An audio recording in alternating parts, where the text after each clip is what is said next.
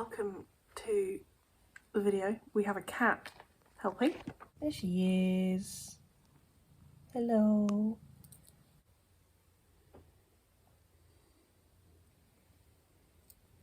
So if you hear purring noises through this, that's what that is. Hello, my name is Miranda and welcome back to my channel.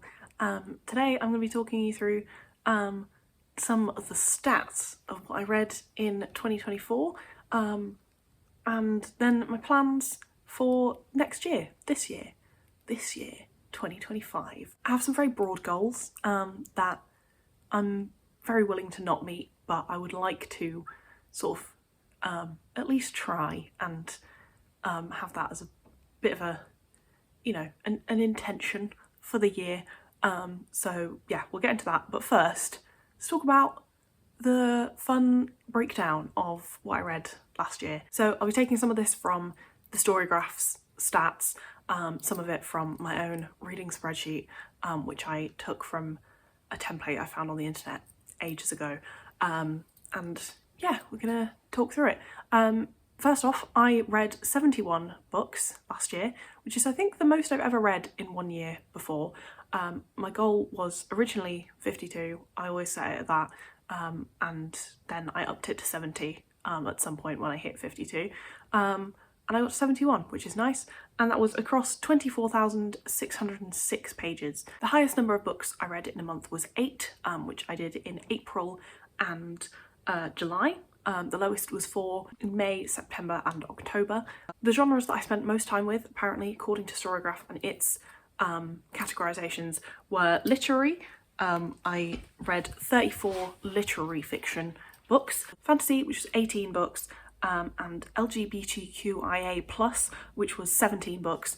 I wouldn't say it's a genre, but that's what's on here. Then there's 15 historical and 14 contemporary. The longest book I read was The Priory of the Orange Tree by Samantha Shannon, and the shortest book was The Bridegroom Was a Dog by Yoko Tawada. I DNF'd 7 books, although one of those I then later on went back to and finished. And I reread 3 books, which were Build Your House Around My Body by Violet Cooper-Smith, Tipping the Velvet by Sarah Waters, and the 5th season by N.K. Jemisin. I read 22 audiobooks, which was a total of 249 hours spent listening. I didn't read anything published before the 1930s, which is pretty mad, to be honest. And the majority of the books I read, or the time that I read most from, was 2024. 32% of the books I read were published in 2024, which is very unusual for me. And I don't know how I feel about it.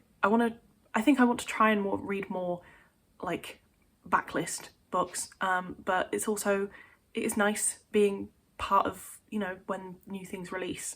So yeah, not sure how I feel about that, but that is a kind of interesting new thing that's happened this year. What I don't like is that I only read 9 books in translation, which is very low for me. And I think, again, that's with me reading lots of, well, new releases and things that are kind of being talked about. I don't know, I'm not entirely sure. Also not reading the International Booker long list, which who knows if I'll do that this year, or not trying to anyway. But yeah, that's something that I definitely want to improve on this year. Of the 9 translated books I did read, 2 were translated from French, 2 from Japanese, 3 from Spanish, and 1 from Korean. I think generally my reading got less diverse than it has been in previous years. I read 40 books from European authors and 21 from North American authors. Only 4 were Asian and 2 were from Oceania, Australia pretty much. I'm pretty sure they both were. So that's kind of embarrassing to me, to be honest, and something that I definitely want to rectify. One of the funnest parts is how many books I obtained this year versus how many I read. So I started the year with a TBR of 142, and I ended the year with a TBR of 147, which is not the direction I wanted this to go. However, I read the exact same amount of books that I hauled in 2024. I kind of added to my TBR 71 new books. Some of those I DNF'd, some of them I actually unhauled again before I read them, but 52.1% of those 71 books that I hauled remain unread, which isn't great. The worst month was June, where I hauled 12 books, and the best was October, where I hauled 0. So yeah, it was a lot of toing and froing with that. I will say I only spent £8.98 total on books.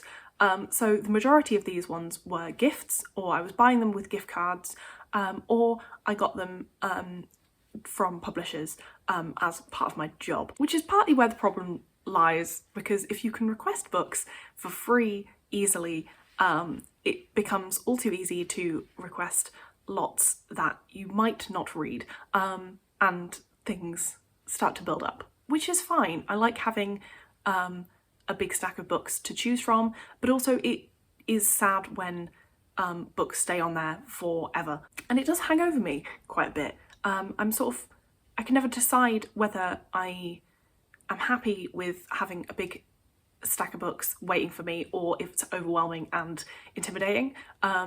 It's often both at the same time, so I'm not entirely unhappy with this, it's just a thing that happens. But alongside this, I did read more books from my TBR than I did by getting them from any other place. So from my TBR, as in my pre-2024 TBR, which I think is pretty good. There was 35%, 25 books that I read were from, that I obtained pre-2024. 7 were from the library, 21 were proofs or copies that I was sent from the publisher in 2024. 2 were gifts from other people, or I borrowed from other people, and then 8 were ones that I bought either with my money or gift cards. And 5 were ones that I got via Scribd or /Everand, as it's now called. I should say as well, the stats about the books that I bought and obtained over the year come from a spreadsheet made by my wonderful friend Bex, who is just an absolute genius in Excel and in other places. So yeah, thanks Bex. Mwah. Anyway, on to the goals for the new year. So number 1 is one that I've talked about already: read more translated fiction. I might do this by reading the International Book Along list again. It's a really good way of forcing myself out of my comfort zone and trying new things and reading translated fiction, because I love translated fiction. It's always so interesting and fun, and it's something that I really want to champion more. So gonna do that for sure. The next thing is read more indie presses.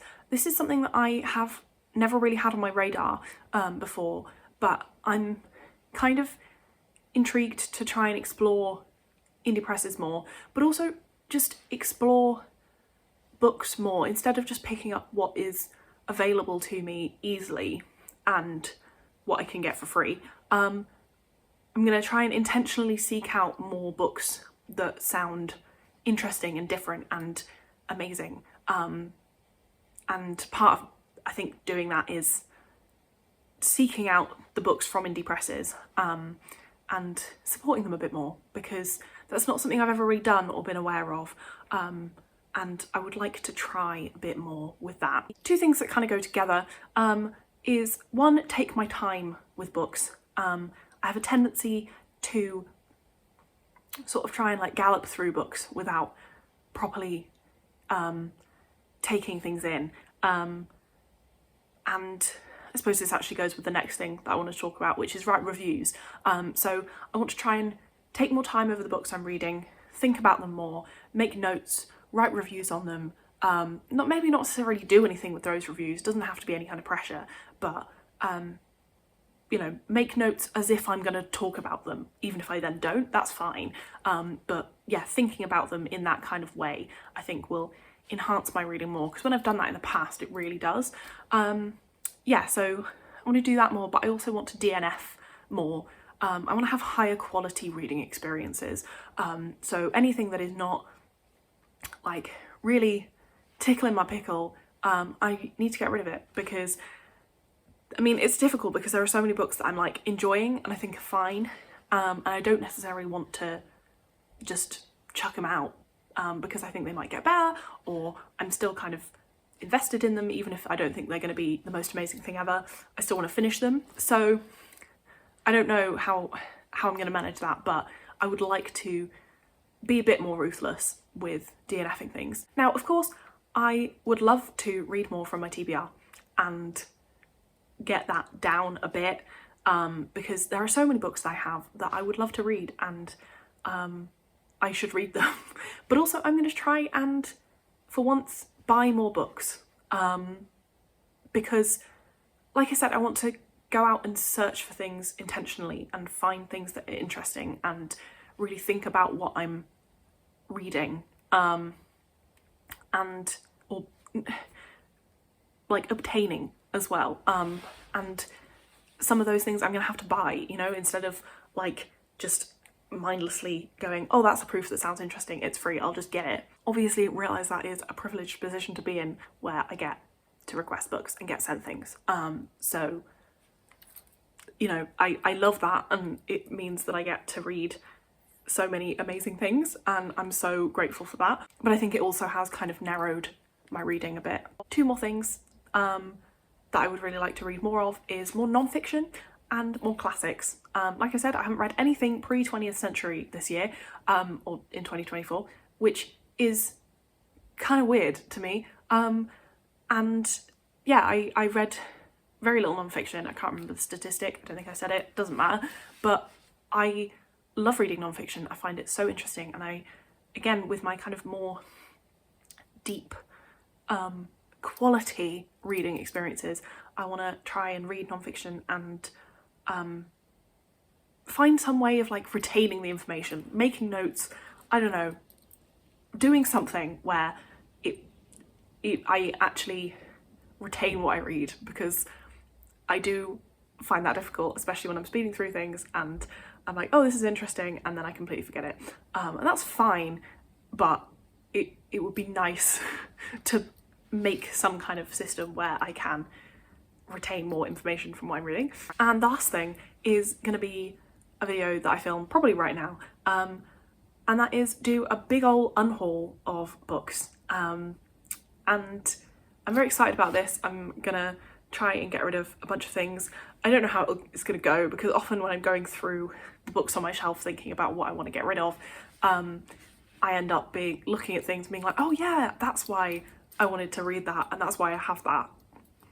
So, which is good, because then it makes me want to read it again, but also it's like, doesn't do well for the getting rid of stuff. So we're gonna give that a try, and I will film it, and hopefully it will be successful and get my TBR for the beginning of the year down a little bit. That is my quite ambitious set of reading hopes for the new year.